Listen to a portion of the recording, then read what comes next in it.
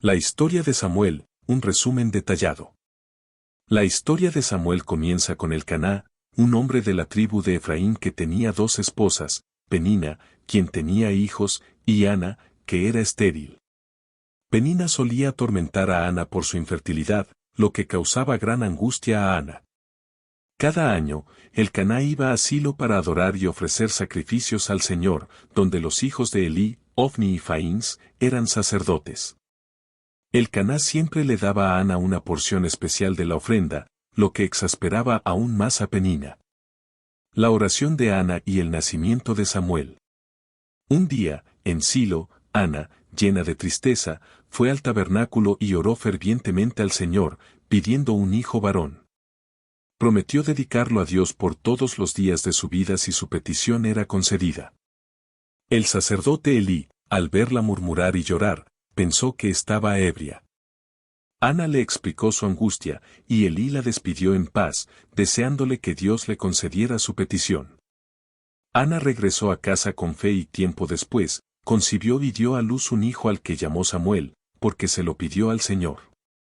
Ana cumplió su promesa. Una vez que Samuel fue destetado, a pesar de ser muy pequeño, lo llevó al tabernáculo en Silo para dedicarlo al servicio del Señor. Elí lo aceptó, y Samuel creció sirviendo a Dios bajo su cuidado, ganándose el aprecio del Señor y del pueblo. Ana lo visitaba anualmente y le llevaba una túnica nueva, mientras que Elí bendecía a Elcaná y a Ana, quienes tuvieron 5 hijos más. La corrupción de los hijos de Elí y la profecía contra su casa. Los hijos de Elí, Ofni y Faíns, servían como sacerdotes, pero eran hombres perversos que no respetaban a Dios ni las cosas sagradas. Tomaban por la fuerza las porciones de los sacrificios que no les correspondían y pervertían el servicio en el tabernáculo. A pesar de que Elí era anciano y se enteró de la mala conducta de sus hijos, no los reprendió con la severidad necesaria. Un día, un hombre de Dios visitó a Elí y le entregó un mensaje del Señor: su casa sería condenada y sus 2 hijos, Ofni y Faíns, morirían el mismo día. Como castigo por su desprecio a los sacrificios y por honrar a sus hijos más que a Dios. Se levantaría un nuevo sacerdote que sí haría la voluntad de Dios.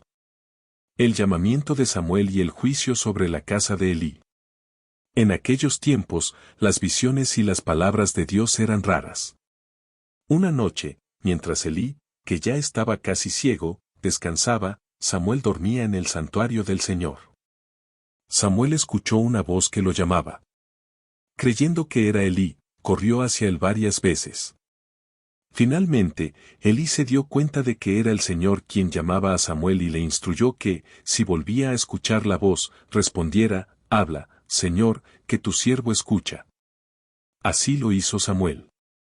El Señor le reveló que castigaría la casa de Elí por la iniquidad de sus hijos, que él conocía, y porque Elí no los había reprendido. A la mañana siguiente, Samuel, reacio, le contó a Elí todo lo que Dios le había revelado. Elí, resignado, respondió: «Él es el Señor, que haga lo que bien le parezca».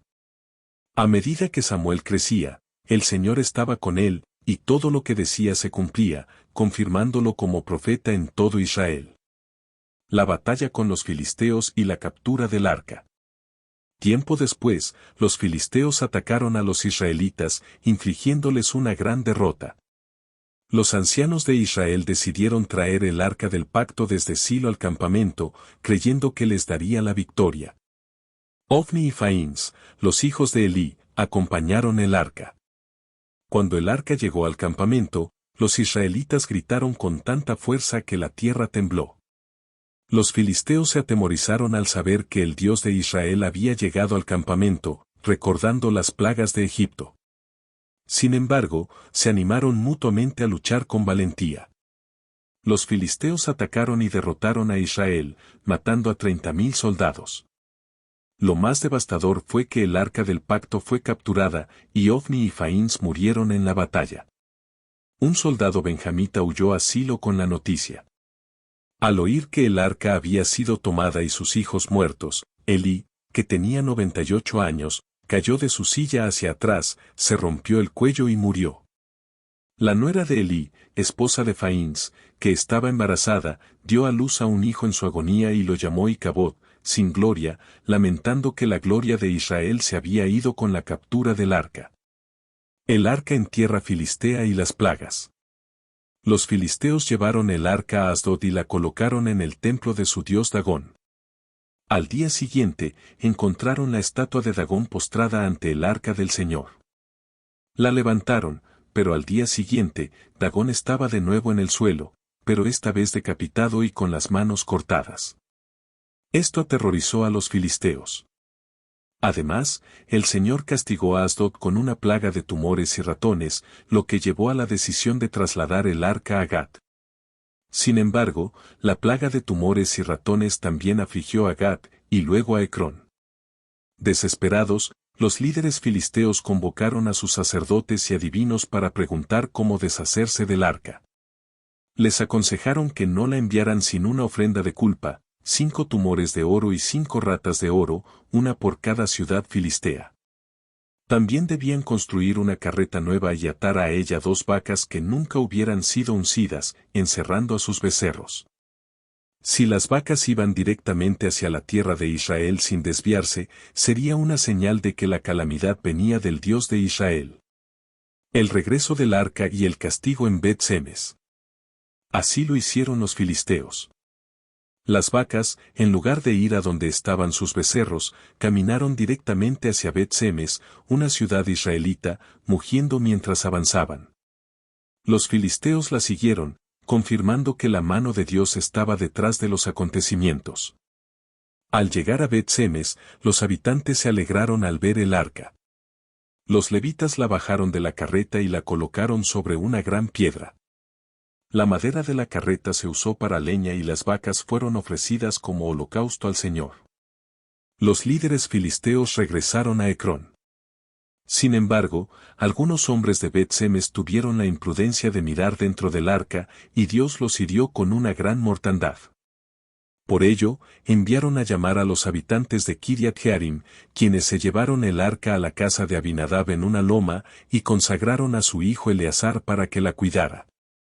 El arca permaneció allí durante unos 20 años. Samuel como juez y libertador de Israel.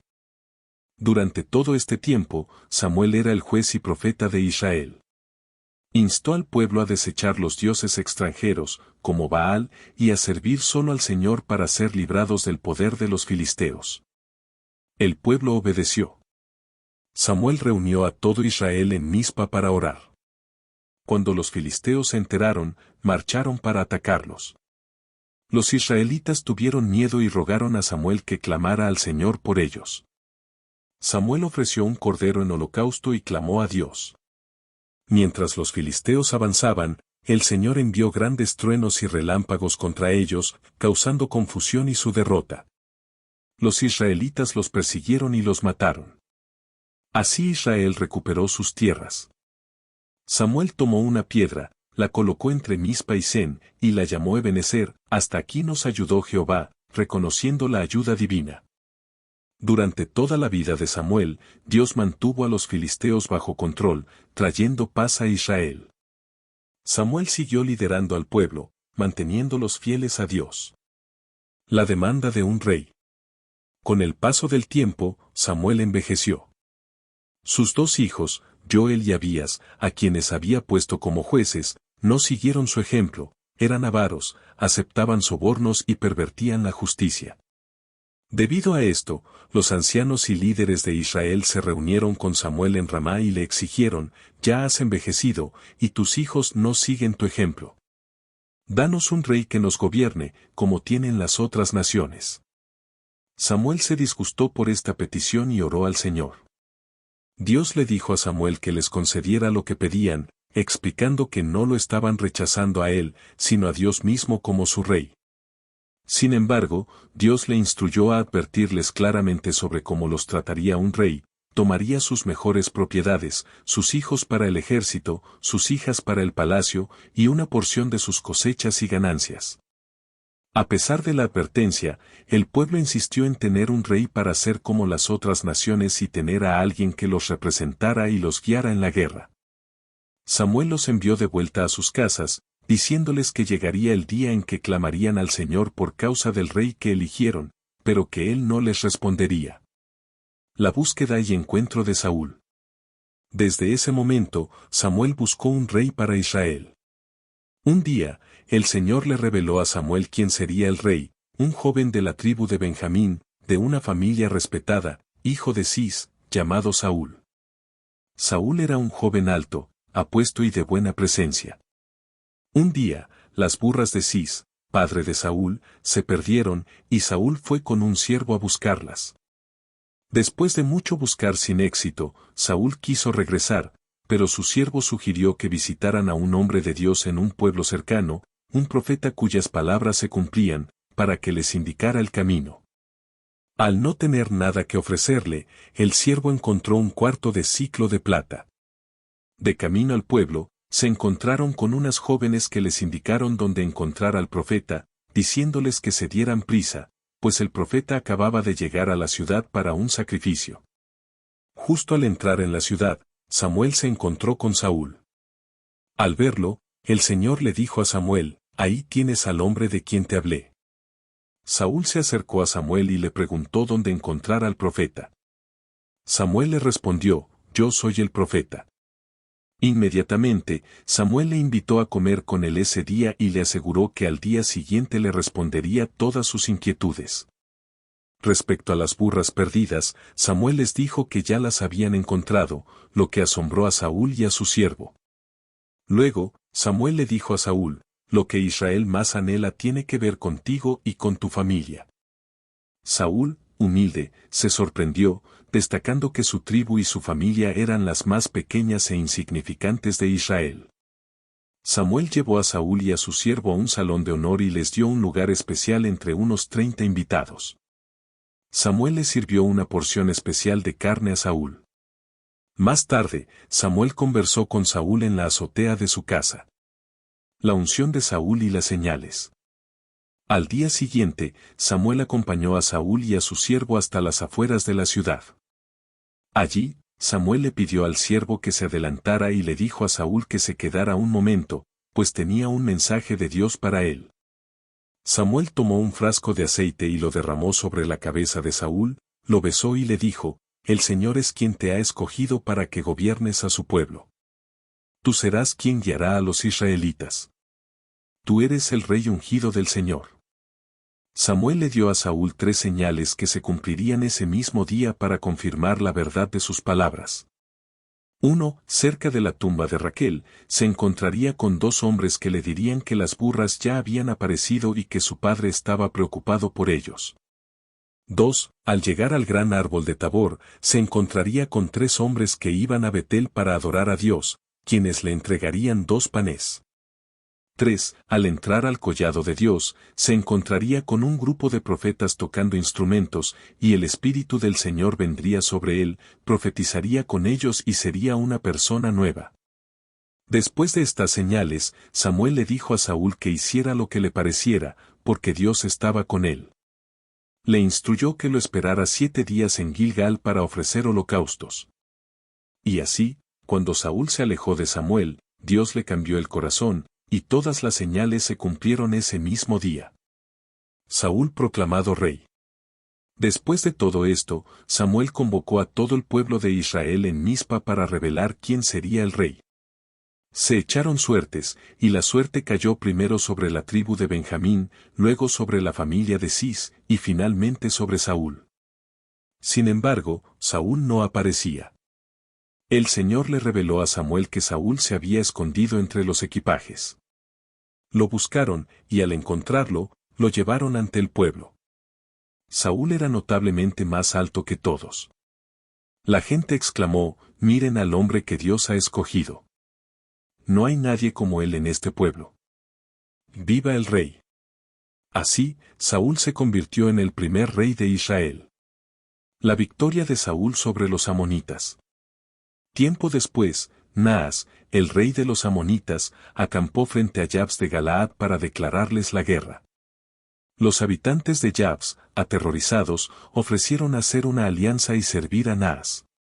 Naas aceptó, pero con una condición cruel: cada habitante debía sacarse el ojo derecho, para desgracia y vergüenza de todo Israel. Los de Jabs pidieron 7 días para enviar mensajeros por todo Israel en busca de ayuda. Los mensajeros llegaron a Gabaa, la ciudad de Saúl, y contaron la terrible noticia, haciendo que el pueblo llorara. Justo entonces, Saúl regresaba del campo. Al enterarse, el Espíritu de Dios vino sobre él con poder. Enfurecido, tomó 2 bueyes, los desmembró y envió los pedazos por todo Israel con la advertencia: así se hará con los bueyes de todo el que no salga a unirse a Saúl y a Samuel. El temor de Jehová se apoderó del pueblo, y todos se unieron como un solo hombre.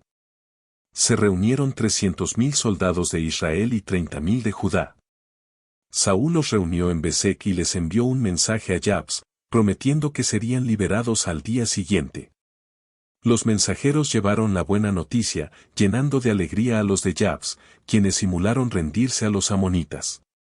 Al día siguiente, antes del amanecer, Saúl organizó a sus soldados en 3 escuadrones y atacó el campamento amonita por sorpresa, causando una gran masacre hasta el mediodía. Los pocos amonitas que sobrevivieron huyeron en todas direcciones. Así, Israel obtuvo una gran victoria. Samuel renueva el reino y se despide. Después de la victoria, el pueblo, eufórico, le dijo a Samuel que quería matar a quienes no habían querido a Saúl como rey. Pero Saúl intervino, diciendo que nadie moriría ese día, pues Jehová había liberado a Israel. Entonces Samuel les dijo que se reunieran en Gilgal para coronar oficialmente a Saúl como rey. Allí, el pueblo reunido ante el Señor, nombró a Saúl como rey, ofrecieron sacrificios y celebraron con gran alegría. Después de esto, Samuel se dirigió al pueblo, recordándoles que les había concedido un rey como pidieron. Les pidió que testificaran si alguna vez los había defraudado, oprimido o robado. El pueblo testificó que no. Samuel reafirmó que Dios y el rey eran testigos de su inocencia. Les recordó las grandes cosas que Dios había hecho por ellos y les exhortó a temer y servir al Señor de corazón.